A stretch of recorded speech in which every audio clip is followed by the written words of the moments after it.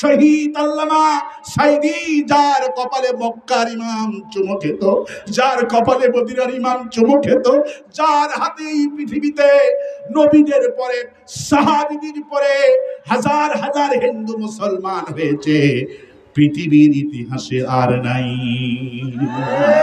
সেই লোকটাকে অন্ধকার প্রকোষ্ঠে 13টা বছর ফেলানো হয়েছে। কওমি আলামুন হাবিব নাজ্জার জান্নাতের ভিতরে গিয়ে যেইভাবে বলছেন, আমার কওম যদি জানতে পারতো আল্লাহ আমাকে কি কারণে, যেই দল করার কারণে তুমি আমাকে হত্যা করছো, সেই দল করার কারণে আল্লাহ আমাকে ক্ষমা করেছেন, সম্মানিত করেছেন। জামাত ইসলামী নেতৃবৃন্দ জান্নাতের ভিতরে গিয়ে শহীদ আব্দুল কাদের মোল্লা কামরুজ্জামান, শহীদ মাওলানা মতিউর রহমান নিজামী, এরা যেন জান্নাতের ভিতরে গিয়ে বলছে, হে আওয়ামী লীগ, তোরা আমাদেরকে বিনা অপরাধে হত্যা করেছিস, হাজার হাজার কর্মীদেরকে শহীদ করেছিস, যদি জানতে পারতি যেই দল করার কারণে তোরা আমাকে হত্যা করছিস, সেই দল তোরা করতি।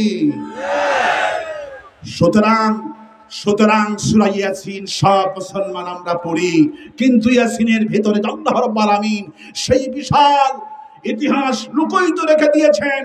সেই ইয়াসিন প্রত্যেক হুজুররা তেলাওয়াত করে, কিন্তু ইয়াসিন থেকে ফজিলত বয়ান করা হয়, কিন্তু ইয়াসিনের তাফসীর করা হয় না। ঠিক কিনা বলেন? সময় খুবই সংক্ষিপ্ত।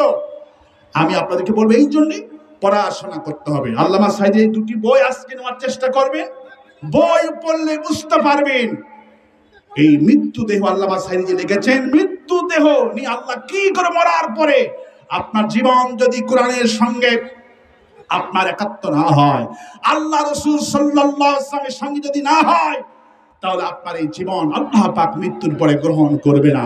আল্লাহ পাক বলছেন, ইন্নী জাইলুন ফিল আরদি খলিফা, আমি আমার পৃথিবীতে নবী আলাইহিস সালাম এবং সমস্ত নবী উম্মতদেরকে, শুধু নবীদেরকে বলেনি, সমস্ত মানুষকে আমি আল্লাহ পাক খলিফা করে পাঠাইছি। কি করে পাঠাইছে?